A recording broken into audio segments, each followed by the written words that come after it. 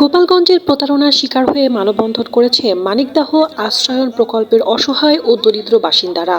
রবিবার বেলা 11:30টার দিকে জেলা প্রশাসকের কার্যালয়ের সামনে ঘণ্টাব্যাপী তারা এই কর্মসূচি পালন করে।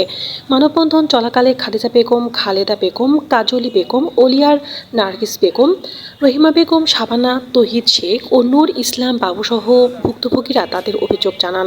শেখ রেজাউল হক রাজু ও শেখ রিপন নামের দু সহোদর পুরাতন মানিকদাহ বাজারে একটি সুপার শপ করার নামে মানিকদাহ আশ্রয়নের 120 বাসিন্দার কাছ থেকে বিভিন্ন প্রলোভন দিয়ে অন্তত 17 লক্ষ টাকা হাতিয়ে নিয়েছে।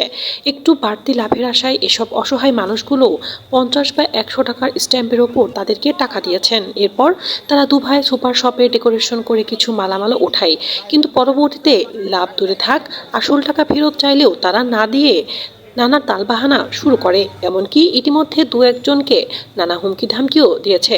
এভাবে বিগত 8-9 মাস ধরে তারা এসব অসহায় মানুষের সঙ্গে প্রতারণা করে আসছেন। এ ব্যাপারে থানার দ্বারস্থ হয়েও কোনো লাভ হয়নি।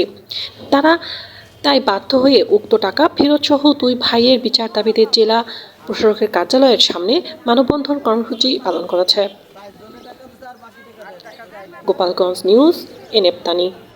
কারণ আমরা তো কিষেন বয় খাই, কেউ বাসায় কাজ করে খাই, স্বামী নাই, ছেলে মেয়ে নিয়ে কাজ করে খাই। তাই কৃষক আমাকে যাতে আমরা ও টাকাটা পাই সেই কাজটা আপনারা করেন। কারণ রাজু ঢুকে টাকা করে নিয়েছে আর রিপন হাতে করে আমাকে টাকা নিয়েছে। বুঝছেন, আমরা খুবই দরিদ্র। আমাকে ডিসি সাহেবের কাছে একটাই দাবি, আমরা যেন টাকাগুলো যেন পাই। আমরা অনেক কষ্ট করে বাঁচছেন, স্বামী নাই, সন্তানকে নিয়ে কাজ করে খাই বাসায়।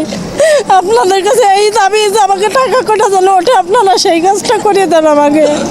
সবার কাছে এই দাবি আমাকে, জনগণের কাছে এই দাবি আমাকে, সাংবাদিকের কাছে এই দাবি আমাকে, ডিসি সাহেবের কাছে এই দাবি আমাকে টাকা কটা উঠে দেন।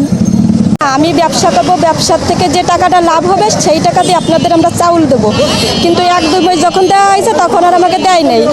তখন আমাকে সব কিছুই করছে। পরে রাজুরে ধরে আনছিলাম, আনার পরে ওর ভাই রিপন ও ছাড়াই নিয়ে গেছে। ও বলছে কি যে আমার ভাইয়ের যে টাকা পয়সা, আমার ভাইয়ের যে জায়গা আছে এই জায়গার অংশ বিক্রি করে আপনাদের টাকা আমি দেবো, আমার ভাইকে ছেড়ে দেন।